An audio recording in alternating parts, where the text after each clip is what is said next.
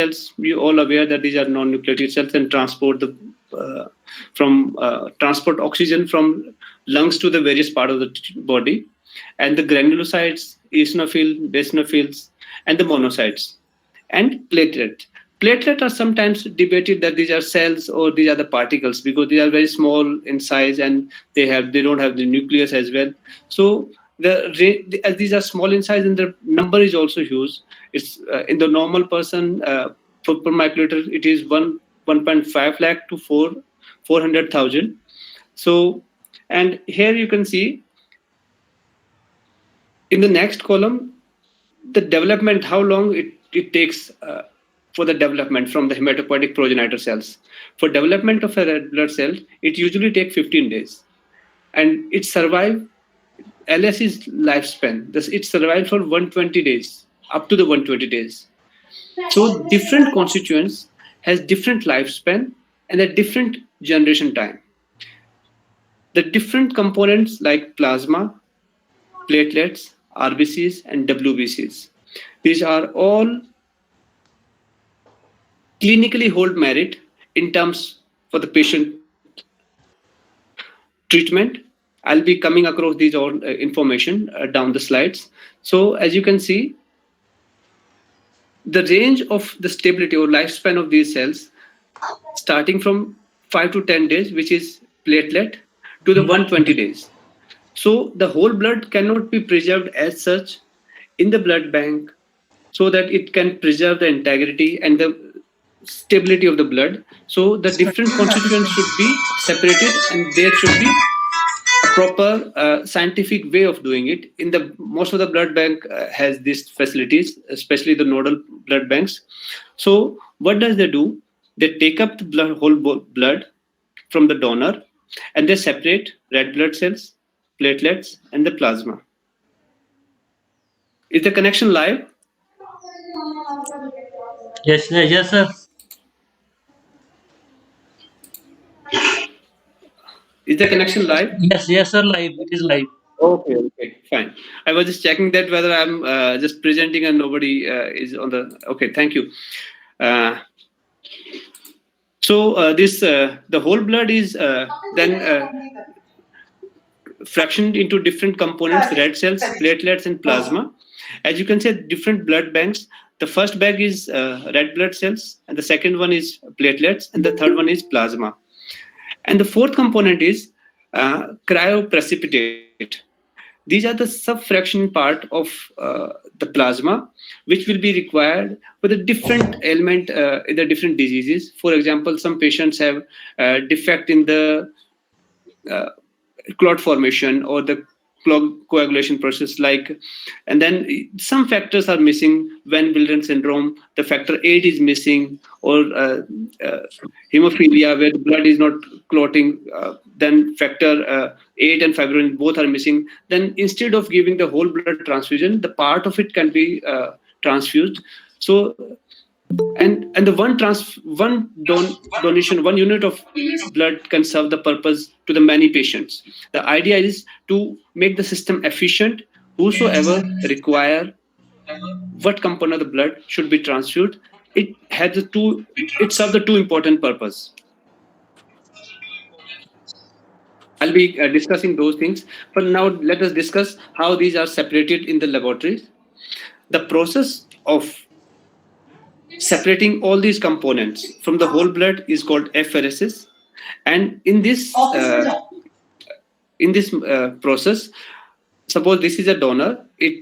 From the one arm, the whole blood goes to this machine. This is apheresis machine, and it has a centrifuge inside it, and the whole system is closed. The blood doesn't come in the contact of any machine part, or it is exposed to the environment. It is just, you can feel that it is extended blood vessels, and once it has been processed, taken up by these bags, and then the remaining part get back into the body. So this process is called STP. This called is apheresis, and here you can see the good part of this, that the plasma component, if you require plasma, the plasma will remain will be coming into the black bag, and the remaining red blood cells and platelet and other cells will go directly back into. So only one component of the blood will be separated. This process is apheresis, and this is a pictorial diagram where you can see that the whole blood, and it's a two-step process. In the whole blood, the bag 1 and 2 is empty. The whole blood comes into this bag, and once after first centrifugation, the bag 2, which contains the plasma and the platelet, will come into the second bag, and after the second step, the plasma gets separated from the platelet.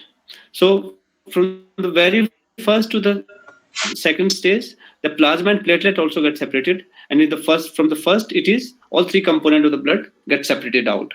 So after apheresis procedure, you can see that blood cells, plasma, platelet, granulocytes, mononuclear cells, and hematopoietic stem cells, they also get separated easily. So these things are very critical for the advanced centers in the management of oncology. And as I discussed, that these are the advantage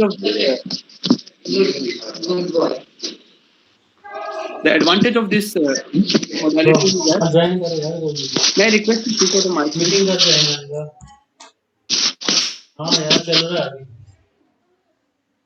The advantage of this approach is that it allows the maximum efficiency of the storage of the blood bank, and many patients can be treated from the 1 unit of blood, and it helps in as the survival of the cells and component of the blood are varying. Therefore, it increases the stability of one component of blood from the another component.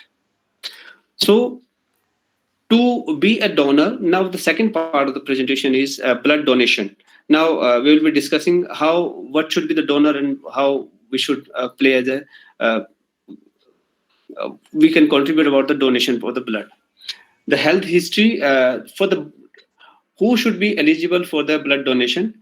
Then there is the first and foremost thing is the health history of the donor, the infectious disease risk, and the first and foremost part that those donors, they must be honest to themselves, then to the phlebotomists or the blood bank employees, that they should give the answer or whatever the question posed to them, they should honestly answer them. The donation part can be of different varying. Like if you are a voluntary donor, then you must be very honest in terms of their medication, in terms of their ailment, in terms of their status of any past, like tattooing or some piercing. So the information which is being asked, that determines the viability of your product, your donor. Otherwise, it will be disposed of in the blood bank during the screening part.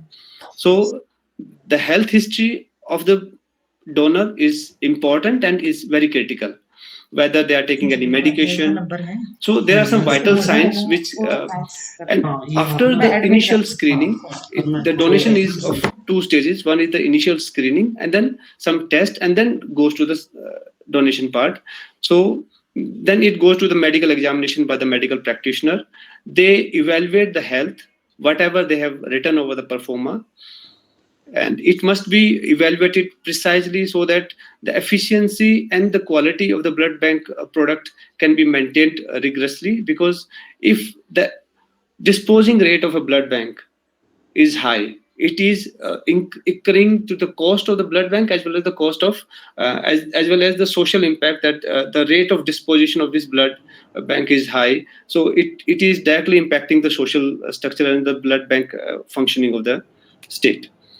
So what are the diseases which are being tested before the donor, on the donor's blood, which need to be tested before infusing into the patient? So these can be categorized into three different parts: the viral markers, the bacterial marker, and the protozoal markers. The viral markers, the important viral markers are hepatitis B and C, and the HIV markers, and Epstein-Barr viruses. So these viruses are being detected, and I'm sure in the current time, like SARS has been incorporated in 2009, and now the COVID will also be included in the next before transfusion. There must be some detection at the COVID test on the blood before transfusion to the patient. So these must be the screening test which performed after the donation of the blood. So what are the hazards if we go to the blood bank and if we donate a blood? Then what are the hazards being posed on you? It may lead to a little bit syncope or hyperventilation or some faint kind of, and a minor. These are negligible, but people are more concerned what will be the effect when they will be looking for this donation part. So there are these are insignificant as compared to the contribution to the society and contribution to the life. So what are the different selection criteria which are making your blood competent to transfuse in the patient? The blood types and the RS type, and there are some antibody tests which are done on this. So for example, a patient comes into the casualty and you don't have time to and there's reading on the patient. So how will you ensure that which blood group need to be given before testing? And this is for all students who are there. This is a good question where you can, you should know that if without testing which blood group can be given to the patient.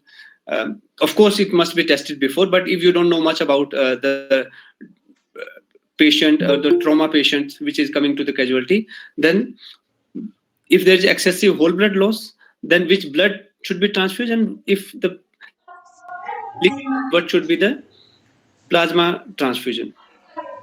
So the answer is you must have you can transfuse O blood group which has the red blood cells. So as you know, the O are universal donor, so it can be transfused to any patient with prior screening, of course, in the store. Plasma is required. The plasma contains the antibodies, and the plasma must belong to a group patient from the donor of AB group. So these are the contradictory part, and the RS part should be preferably negative, as it do not pose any hazard to the patient. So now, what are the indications required if in case you are planning for red blood cell transfusion? What are the symptoms? Who should be transfused for red blood cells and who should be transfused for the platelet? So we will be discussing now. There must be a total, if the total loss, as you know, the adult person has 4 to 5 liters of total blood, and if it reduced to 15%, then there is an immediate need of blood transfusion. And if there is an anemia less than 8.5 or 8, different countries have different cutoffs. In India has around 7 society by giving blood donation, and it's just not about that people ask you about the donation. It is always about coming to the hand holding with the patient when I go to the blood donation and I ask someone else also, and that gives a sense of social spread that people are going in a, like people go for the party for 3-4 person together. Similarly, blood donation can be a campaign where 3-4 person can go together. One person get influenced by the other. So it is not a criteria where you party only together, but the donation can be done in the group.